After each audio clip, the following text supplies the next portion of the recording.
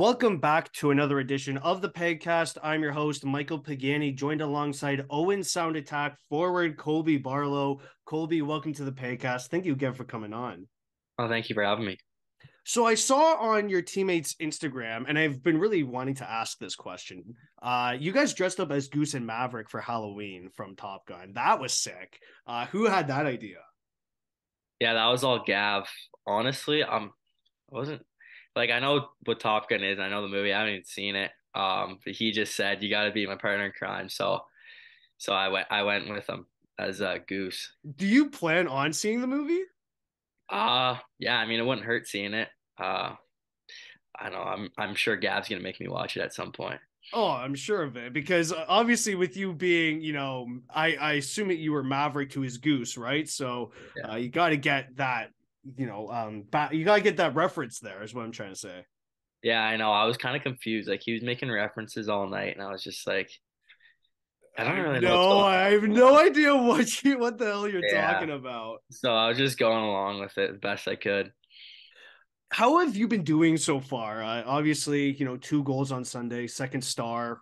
Can you speak to that performance? Yeah, it was a great game. Sunday, it was a pretty good weekend for us as a team, and it was a big bounce back from Kitchener, that Sarnia game, and then leading into the weekend. So it was pretty important that we got those two Midwest games against Erie, and we got the win. So that was really really big for our team. How do you keep your confidence going? Yeah, it's just kind of taking it day by day, not getting too ahead of yourself and living present. Um, it just comes with, believing in yourself every single day, knowing your capabilities and, sticking with it and sticking to the game plan. Now, the next game I believe is against the Generals, if I have Yeah. that correct. Yeah. Okay. So, what's the game plan going into that one? Because they're not an easy opponent. Yeah, for sure. It's just kind of sticking to our systems, right? And, playing fast, playing strong. We're a pretty physical team. So making sure, we're getting our hits in early, getting pucks in deep and, like I sound pretty cliche, but just making sure, we're playing fast. We're a fast team and that's how we play. So making sure we're coming out hard. So, would you say that you guys are really good in transition? Yeah, we like to play fast. It's a big identity in our team, and we got the players to do it. We got a lot of speedy players, and we like to get pucks up quick and play as fast as we can. Getting into a bit of your story and who you are, who is your biggest influence to get into hockey? Yeah, my dad, and my mom, they really got me into hockey. My dad public skating with me, teach me how to skate every morning, and my mom watching. So, yeah, they definitely got me into hockey early and kind of taught me all the basics and kind of went from there. Was there a player growing up who you wanted to model your game after? Um, Growing up, I watched Sid the Kid. Mario Lemieux was a big guy I watched too. My dad loved him. My dad loved Gretz too. So watching those big names growing up all kind of influenced me in the right way. You must have dominated minor hockey like you were Gretz, Lemieux, Sid the Kid as well. All the guys you mentioned there, you must have just dominated minor hockey. Oh man, that's funny. Yeah, I wouldn't say dominate, but it was a good time. You want. Well, I mean, look, you want to have the puck on your stick. You're a pure goal scorer, just like Gretz. Oh, oh, thanks. Thank you. Growing up in Aurelia, did you cheer for the Maple Leafs? Oh yeah. Big Leaf fan growing up. Whole family likes the Leafs.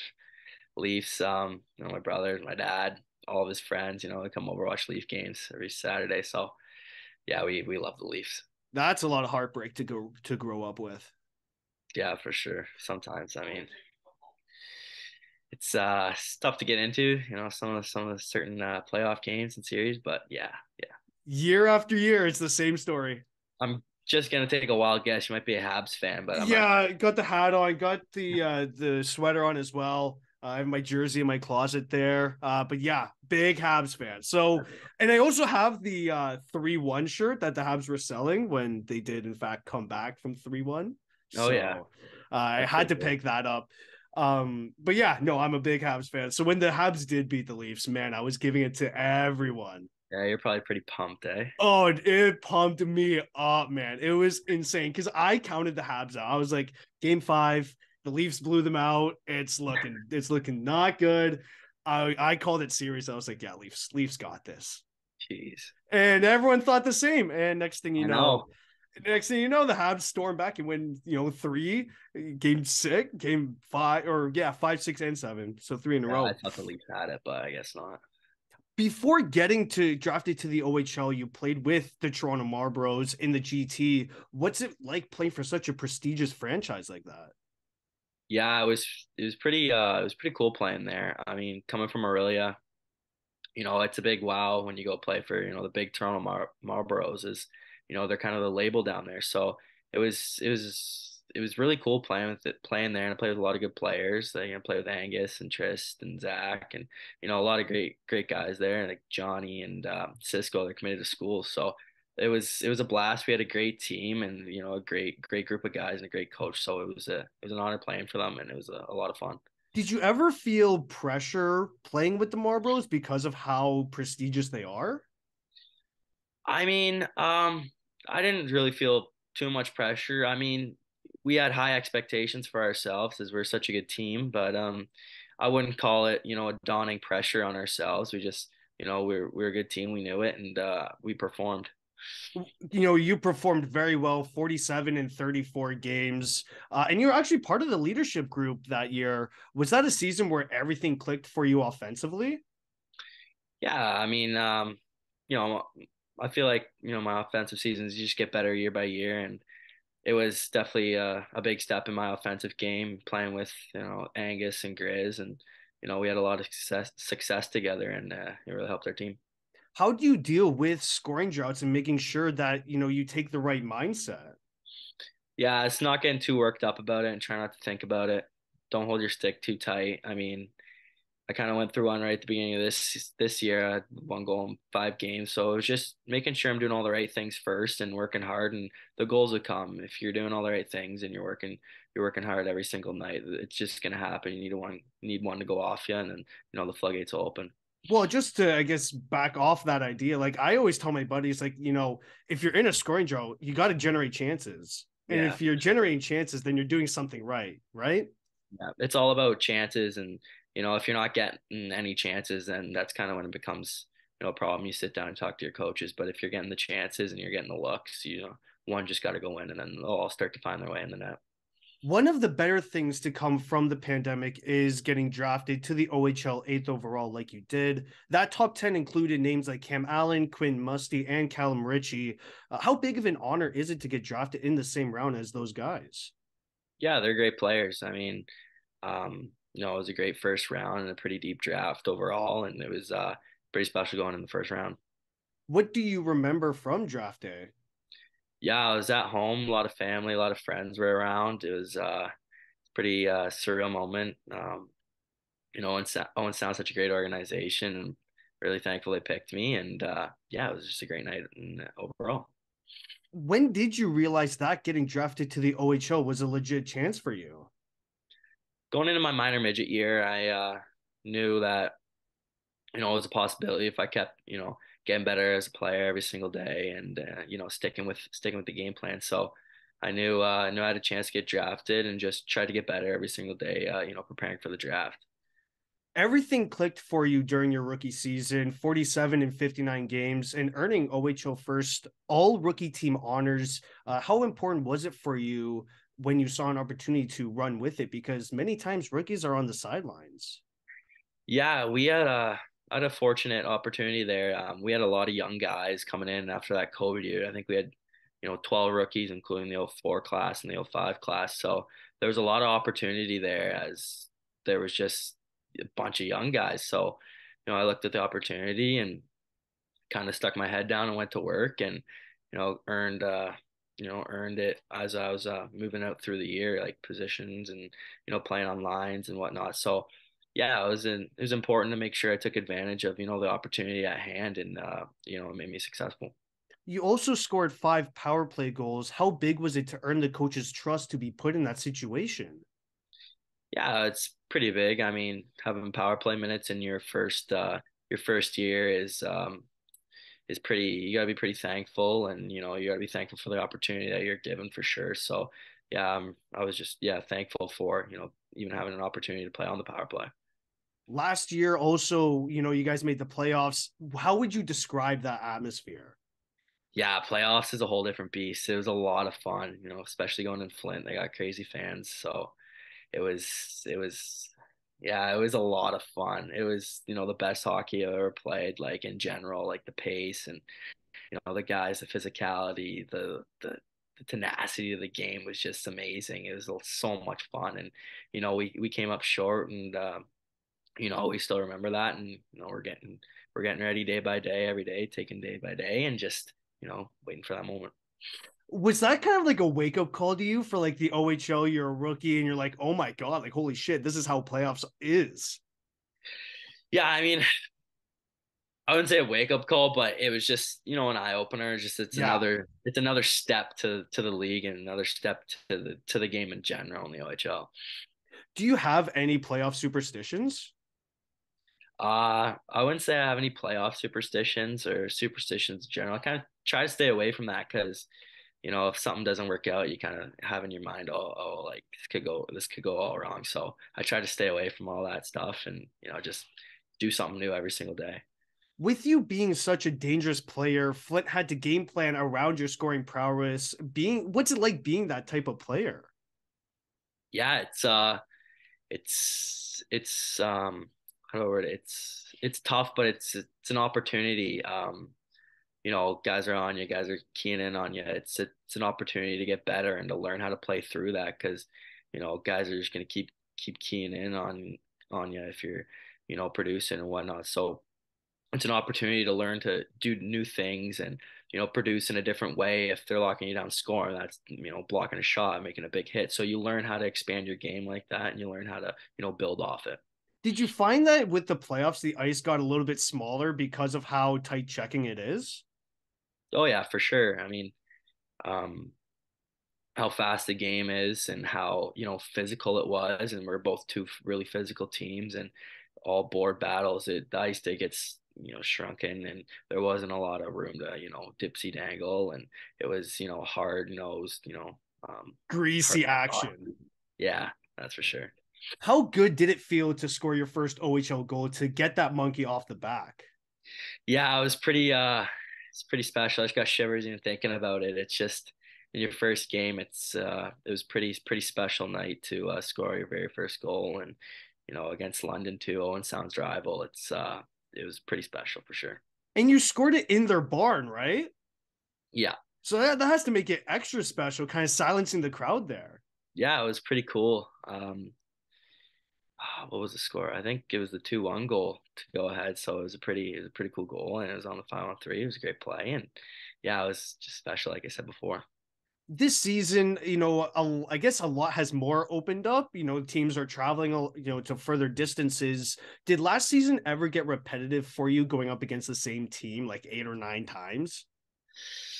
It did get repetitive, but it just grew, a bigger battle and bigger rivalry. Sorry, I think we played London almost 12 times, so seeing them a lot was And that. everyone hates London. Yeah, I mean, we especially have a big Yeah. rivalry against them, and we're playing Guelph, 10 times and Kitchener 11 times. So yeah, you're seeing the same teams a lot, but it kind of creates that playoff atmosphere, like series wise, where you're just going against the same guys, and it's like a chess game. You're moving different pieces and trying to break their tendencies and their game plan.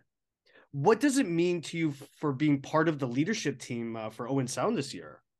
Yeah, it's a massive honor, to captain this team. We got such a great group here and such a special team. So it's a massive honor, to captain these boys. And, I got great support with me. Every single guy in that room is a leader in their own way. So it's really special. Are you going to rely on your past experience with the Marlboros to help you out? I mean, going through it and going through last year, my first year, kind of learning through other guys too is kind of a big thing. Like I lived with Mark Woolley, he was our captain last year, and he taught me a lot. And he's always just a phone call away if I have any questions or need help with any kind of situation. So learning through the vets last year, and I got Cedar with me, sitting beside me, and he helps me out every single day. So it's I got a great I learned from a great group for sure. Like I mentioned earlier, you're off to such a hot start this season. What can you contribute to that?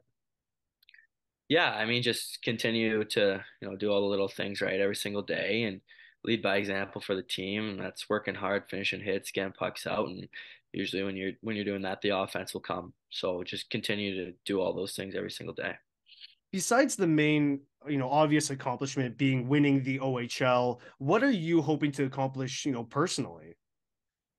Yeah, like you said, main focus is to win the OHL with these guys, and I think we can. Yeah, but personally, it's just getting better.